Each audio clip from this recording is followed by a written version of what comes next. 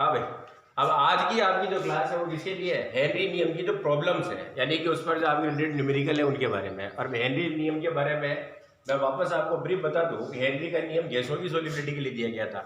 इसको ब्रीफ से वापस समझ लो कि जब किसी लिक्विड के ऊपर आप किसी गैस को क्या करते हैं, सोल्यूबल करते हैं, तो जैसे ही गैस को आप उसके अंदर सोल्यूबल हो गए, तो कल मैंने दो चीजें बताई थी। सॉलिड को आपने क्या किया, पानी में डाला, सॉलिड कहाँ गया, पूरा पानी में चला गया। इसका मतलब जो सॉल्यूट की मात्रा है वो सब कहाँ चलेगी, सॉल्यूशन के अंदर। तो वहां पर आपको ये चीज का पता चल रहा है कि कितना इसमें सॉल्यूट जा चुका है। आपने जो वेट लिया वो सारा कहाँ है, सॉल्यूशन के अंदर है। अब सेकंड चीज, आपने एक लिक्विड को लिया और लिक्विड को लेके वापस किसमें मिलाया उसको, जैसे आपने कोई एथिल अल्कोहल ले लिया और पानी के अंदर डाल दिया, तो वहां पर भी आपको पता है कि जो सॉल्यूशन की कंसंट्रेशन मिलेगी वहां पर दोनों चीजें हैं, पानी भी है और क्या है, एथिल अल्कोहल डाला वो भी है। ठीक है, अच्छा दोनों में आपको डिफरेंस पूछा जाए क्या अंतर किसका है, तो पता चला किसका अंतर आ गया। आपने शक्कर को पानी में डाला है, शक्कर को पानी में डाला है, बन गया सॉल्यूशन। एथिल अल्कोहल को पानी में डाला है, बन गया सॉल्यूशन।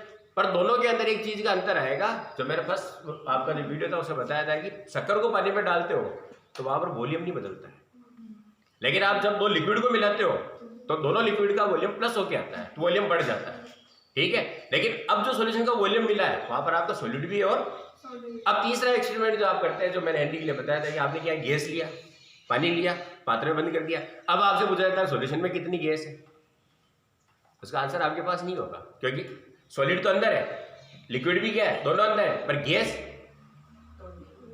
अंदर भी है और अब अंदर है तो कितनी है, बाहर है तो कितनी है, तो उसका कंपोजिशन कैसे पता चलेगा। अब वो किस पर डिपेंड करती है, सारी चीजें। तो गैसों की सॉल्युबिलिटी मेजर किस पर डिपेंड करती है, प्रेशर पर। आप कितना प्रेस कर रहे हैं उसको, जितना प्रेस होगा उतनी ही गैस कहाँ होगी, अंदर होगी।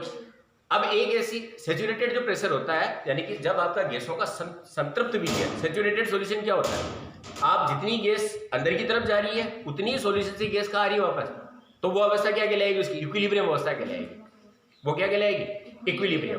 पर इक्विलिब्रियम पर यदि आप और प्रेशर बना दें, तो प्रेशर बनाओगे तो क्या होगा, और गैस अंदर जाएगी, नेक्स्ट इक्विलिब्रियम तक जाएगी, फिर वापस आपका क्या हो जाएगा, इक्विलिब्रियम स्थापित हो जाएगा, यही होगा। अब वहां पर कितनी सोल्यूबल है गैस अंदर, उसका रिलेशन किससे है, प्रेशर से। और हेनरी ने क्या काम किया था, यही काम किया था। हेनरी ने स्टडी करने के बाद देखा कि हम जैसे जैसे गैसों के ऊपर प्रेशर को बढ़ाएंगे वैसे वैसे सॉल्यूशन के अंदर सोल्यूबल जो गैस है वो क्या होती जाती है, बढ़ती जाती है। क्लियर है ये चीज। अब सेकंड चीज क्या है, अंदर गैस है और बाहर भी गैस है, इक्विलिब्रियम पे है। अब दोनों को कैसे रिलेटेड किया जा सकता है, तो उसके लिए पहला जो आपको कल बताया था मैंने, वो था m प्रोपोर्शनल टू किसके है, p के। m क्या है, गैस की सोल्यूबल मात्रा है ना, तो ये m उससे था। अब मात्रा कितनी है, तो अब आप प्रेशर की बात करें तो हमेशा किसी भी गैस का प्रेशर किस पर डिपेंड करेगा, अंदर कितनी गैस, तो इक्विलिब्रियम पे है ना, तो जितनी अंदर गैस होगी उसका प्रेशर भी क्या होगा। यानी कि आप या तो बाहर से प्रेशर को काउंट कर लें, और बाहर का प्रेशर पता है तो आपको पता है अंदर कितनी है, और अंदर कितनी है उस मात्रा को किसमें रिलेटेड किया। अंदर दो चीजें हैं, एक तो आपका A है और एक आपका B है। A आपका सॉल्यूट है और B क्या है, सॉल्वेंट है। तो इसके अंदर ये कितनी है, तो ये किसके प्रोपोर्शनल टू कर सकते हैं, मात्रा को उसकी मोल फ्रैक्शन से क्या कर सकते हैं, प्रोपोर्शनल टू कर किया जा सकता है। क्लियर है ये। अब मोल फ्रैक्शन से आप क्या कर रहे हो, उसको रिलेटेड कर रहे हो। यहां पर आप XA mole m x a के साथ है और m किसके साथ है, तो इसका मतलब हम क्या लिख सकते हैं, p इसके साथ। यानी कि किसी भी घुली हुई गैस का प्रेशर क्या होगा, वो उसकी मोल फ्रैक्शन के क्या होगा, डायरेक्टली प्रोपोर्शनल टू होगा। जितनी ज्यादा घुली होगी उसका प्रेशर उतना ही क्या होगा, पर ये प्रेशर कौन सा है, सॉल्यूशन का नहीं है, गैस का। तो जब दो या दो से अधिक कंपोनेंट और किसी पर्टिकुलर कंपोनेंट की हम बात करेंगे प्रेशर की, तो उसको हम क्या कहेंगे, पार्टली प्रेशर, आंशिक दाब। तो ये आंशिक दाब किसके बराबर हो जाएगा, XA के बराबर हुआ ये। और बस यही से उसने क्या किया, T इक्वल KHXA। XA ध्यान रखें, ये हमेशा कौन होगा, सोल्यूट, सोल्यूट के लिए मोल फ्रैक्शन, और T सोल्यूट का क्या है, पार्टली प्रेशर, और KH क्या है, हेनरी कांस्टेंट है। उसके साथ मैंने एक चीज और बताई थी कि KH का आप इस मोल फ्रैक्शन के साथ रिलेशनशिप देखें तो KH को इधर ले तो P अपॉन क्या हो जाएगा, XA। KH का संबंध क्या आ रहा है, XA के साथ इनडायरेक्टली प्रोपोर्शनल टू के साथ। यानी कि हेनरी कांस्टेंट जितना ज्यादा होगा उसकी सोल्युबिलिटी उतनी क्या होगी, कम होगी। हेनरी कांस्टेंट का मान जितना ज्यादा आएगा उसकी सॉल्युबिलिटी क्या हो जाएगी। और कल के अंदर मैंने कुछ N2 और हीलियम के इनके क्या बताए थे आपको, हेनरी कांस्टेंट बताए थे, तो उससे आपको क्लियर होगा। अब इस आधार पर आपको क्या मिल रहा है, XA क्या है, क्वांटिटी है, सॉल्युबिलिटी निकाली जा सकती है, और इसके आधार पर ही आपकी आज की जो मैं न्यूमेरिकल बता रहा हूँ, ठीक है। अब इसको अपन लेते हैं। तो पहले तो मैं आपको रूल्स बता दूं, जो आपको बताया इसको एक साइड में लिख देता हूँ कि रूल्स क्या था, PA किसके, इसको मैं A मान लूँ, क्यों, क्योंकि किसके लिए, पार्टली प्रेशर है, A का है, ओवर किसके बराबर है, ये हेनरी कांस्टेंट के बराबर, और x क्या है, मोल फ्रैक्शन है। इसके साथ एक चीज और ध्यान रखिए, मोल फ्रैक्शन क्या होगी, ये पहले आपने कंसंट्रेशन पढ़ाया था, बता रखा था मैंने। मोल फ्रैक्शन क्या होती है, A के मोल Na upon Na solute plus solvent के मोल, क्लियर है। और Na को बताने की जरूरत नहीं है, मोल क्या होता है, A का वेट जो भी आपके पास है और उसका मोलिकुलर वेट, क्लियर है ये। अब आप पहला क्वेश्चन देखिए, ये कह रहा है सॉल्युबिलिटी H2S गैस की है और कितनी है, 0.195 मोलिकुलर, और आपको कैलकुलेट क्या करना है, हेनरी कांस्टेंट। तो अब आप इस इक्वेशन देखें कि H क्या हो जाएगा, PA अपॉन XA, क्लियर है। अब PA क्या है, सॉल्यूट का पार्टली प्रेशर, XA क्या है, मोल फ्रैक्शन। अब इस मोल फ्रैक्शन का मतलब क्या है, ठीक। अब इसकी तो मोल की मात्रा आपको पहले से दे रखी है, ये मोल फ्रैक्शन ही है इसकी, किसकी, H2S की। तो मैं यहाँ पर क्या लिख सकता हूँ, XA equal Na plus NB, Na बराबर आपको दिया गया है 0.195। अब बात करें किसकी, B क्या है, बढ़ रहे हैं,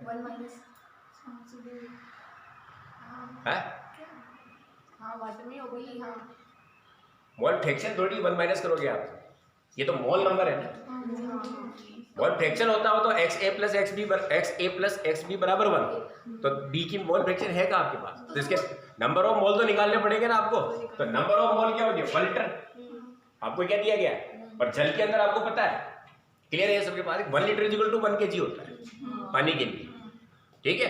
तो ऐसी स्थिति में आपका NB निकालना आपको, तो NB बराबर क्या हो जाएगा, WB upon MB, WB upon molarity है 1 लीटर के लिए, इसका मतलब क्या हो गया, 1000 के ग्राम आपका हो गया, और MB 18 होता है।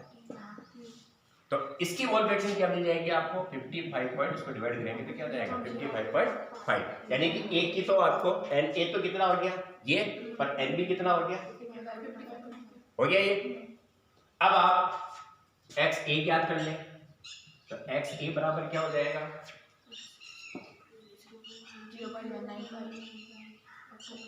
वैल्यू रखते हैं, तो वैल्यू हो गई आपकी 9 अपॉन प्लस 55.5। सोल्व करो इसको, करो फटाफट।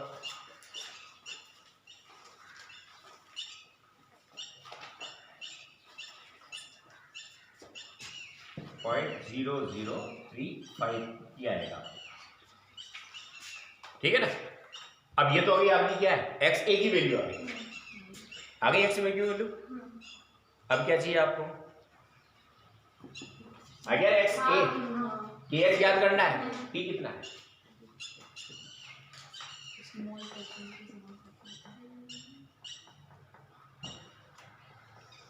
P कितना है, दे रखा है क्या,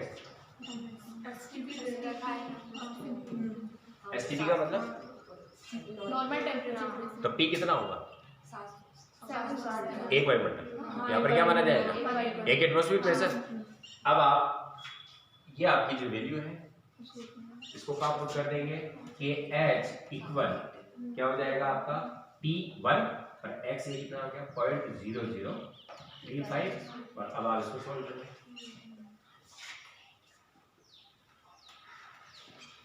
तो ये आपका आ जाएगा 289.5 बार, 1 बार पे है। और ऐसा कुछ नहीं है, हेनरी कांस्टेंट का मान जो आपको यूनिट होती है ना, वो इस पर आप किस पर निकाल रहे हो, यहाँ पर मैंने ATM पर निकाला है तो बाहर आ गया, ठीक है। अगर आप MM पर निकालते हो तो यहाँ पर वैल्यू कितने रखेंगे 760, तो यहाँ पर क्या लिखेंगे अपन MM, तो वैल्यू यूनिट चेंज हो जाएगी, हो गया। ये आपका पहला बोला गया समझ में। अब सेकंड देखते हैं, ठीक है भाई। सेकंड न्यूमेरिकल में पहले तो आप देखिए कि अपने को ज्ञात क्या करना है। तो डिटरमाइन द सोल्यूबल CO2, क्या है ये? वाटर, सोडा वाटर है। सोडा वाटर में दो कंपोनेंट होंगे, एक तो कार्बन डाइऑक्साइड और एक क्या हो गया आपका वाटर। अब CO2 कितनी घुली हुई है, ठीक है ना? कितनी घुली हुई का मतलब क्या हो गया आपका ग्राम में मात्रा निकालने से। अब ग्राम में मात्रा निकालने का आपके पास CO2 को क्या चाहिए? मोल, मोल निकल जाएगा। मोल में वेट अपॉन मोलिकुलर वेट होगा, तो मोलिकुलर वेट तो आपके पास है 44, वेट चाहिए आपको, ठीक है। तो अब आप यहां से देखें कि आपको काउंट क्या करना है, इसकी वैल्यू निकालनी है, यानी कि नंबर ऑफ मोल निकालना है किसके? CO2। इसके लिए आपको क्या मिलेगा? WCO2 upon MWCO2। क्लियर है? ये तो आपका प्रॉब्लम यहां से आपकी सोल्व होगी। अब इसके लिए वैल्यू क्या दे रखी है? तो इसने दिया हुआ है पहली चीज प्रेशर कितना है? 2.5 atm। क्लियर? फिर आपको क्या कर रखा है? KH 1.67 इंटू 10⁸ पास्कल है। यहां पर यूनिट और यहां पर यूनिट देंगे आप चेंज। तो एक एटमॉस्फेयर बराबर कितना पास्कल हो जाता है? ध्यान है वैल्यू पहले लिखा रखी है मैंने, 11वीं क्लास में लिखी थी पास्कल की वैल्यू, है ना? चलो भूल आ गया, कितनी होगी? 101.7 पास्कल, सॉरी 1 atm बराबर। तो पहले तो आपको यहाँ पर क्या करना पड़ेगा? इसको इससे मल्टीप्लाई करके यूनिट चेंज करनी पड़ेगी। हो गया ये? अब उसके बाद नेक्स्ट एक चीज आ गई, दो चीज आ गई। अब आपके पास क्या है? NCO2 निकालना है। NCO2 का मतलब याद है कि ये है, इसका रिलेशन किससे है? XA से, यही है ना? इसका मतलब आपको क्या चाहिए? XA XA से आपकी ये वैल्यू आ जाएगी। क्लियर? अब आप इसको सोल्व करें, खुद करें, देख लो आप। आपको क्या चाहिए? XA निकालना पहले, KS दे रखा है, P दे रखा है, P को आपको कन्वर्ट करना पड़ेगा इनटू करके, ठीक है? करो सोल्व।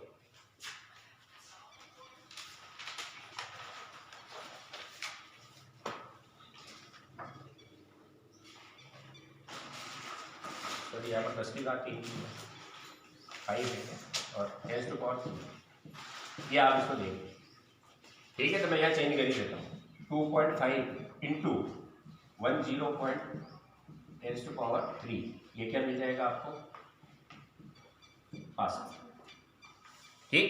ये आपकी P की वैल्यू रखी जाएगी। आइए कंप्लीट। KH आपके पास है ही, अब X से निकालना है, तो आप देखें P CO2 है ये, KH XA P KH 1.67 into 10⁸ into XA P यहाँ पर मैं रख दूँ 2.5 इंटू 101.5 इंटू 10⁻3। XA की जगह पर मैं क्या रख रहा हूँ? NA, या तो आप अलग निकालने चाहिए रख लें। तो NA के अंदर आपका क्या है? दोनों चीजें साथ में। सबसे पहले अब आपको यहाँ पर क्या चाहिए? XA के लिए देखें, NA और NB। तो NB तो आपका वाटर है, कितना दे रखा है इसने? 500 ml। तो अब आपको यहाँ पर क्या करना पड़ेगा? 1 लीटर की जगह कितना होगा? 500 अपॉन कितना हो जाएगा? 18 मोलिकुलर वेट ही है। तो ये क्या होगी आपकी NB। NA में आपका क्या है? W और M। तो W तो आपको क्या करना है? CO2 का ज्ञात करना है, और M किसका है? CO2 का 40 हो गई। अब ये वैल्यू अगर आप यहाँ रख दें XA की जगह पर, तो क्या हो जाएगा? WCO2 upon 44 upon WCO2 44 plus 500 upon 80। अब आप इसको सोल्व करेंगे तो आपका आंसर मिल जाएगा। आपको क्या चाहिए? W चाहिए, ठीक है? अब या W की, या तो आप इसको N मान लें चाहे W कुछ भी मान लें। अब इसकी वैल्यू निकालोगे आप, आपको क्या मिल जाएगा? W, सारी यूनिट सारी वैल्यू दे रखी है आपको, हो जाएगा ये, ठीक है? कंप्लीट।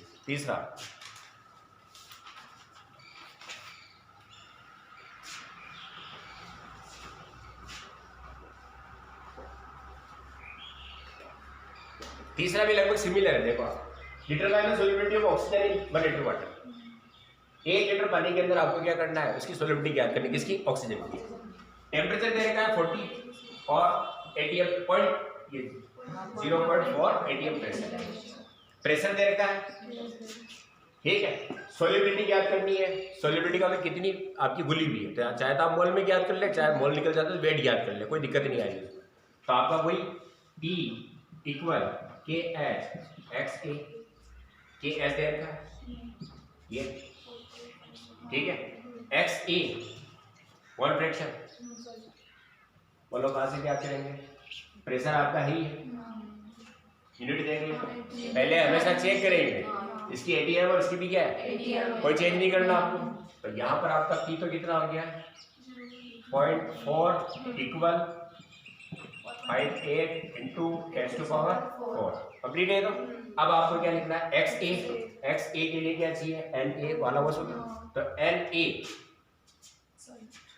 क्या है, W दिया हुआ है क्या, आपको याद करनी सोलिबिलिटी, तो WO2 आपको क्या करना है, याद करना है, अपॉन क्या हो जाएगा, ऑक्सीजन का मोलिकुलर वेट, O2 का, A का कितना होता है, तो 2 का कितना हो जाएगा 32 अपॉन वापस WO2 अपॉन 32 प्लस 1 लीटर ये, तो ये आपका हो गया 1000 अपॉन 80, बोलो सेम है। अब इससे क्या जाएगा आपका कंप्लीट है। चलो last, determine KS Henry constant ज्ञात करना है, इसके लिए 0.02 ग्राम N2 soluble in 1 litre H2O और 20 डिग्री सेंटीग्रेड टेम्परेचर है और एटमॉस्फेरिक प्रेशर है। तो टेम्परेचर का तो मेरे हिसाब से भी आपको लिखा हुआ है, क्या काम तो है नहीं, जरूरत भी नहीं थी उसकी, ठीक है ना। हाँ, अब आपका KH बराबर P अपॉन X वॉल्यूम जो आपकी है वो किसकी है, इसके निकालने आपको N2 मिलेगा, ठीक है। P दे रखा है, क्या दे रखा है 180 है, KH डिटरमाइन करना है, X N2 की बात करें तो KH बराबर 1 X N2 वापस वही है, X N2 के लिए क्या हो जाएगा W 1 फ्रैक्शन चाहिए, तो आपकी चाहे आप पूरा लिख लो, X N2 equal N2 upon N2 plus N, second कौन है S2। मेरे हिसाब से क्लियर हो गया होगा सवाल पूरा कि N2 वेट 0.02 ग्राम दे रखा है, मोलिकुलर वेट 28 कंप्लीट है, ये H2O 1 लीटर के लिए कंप्लीट, ये आपके न्यूमेरिकल, ठीक है।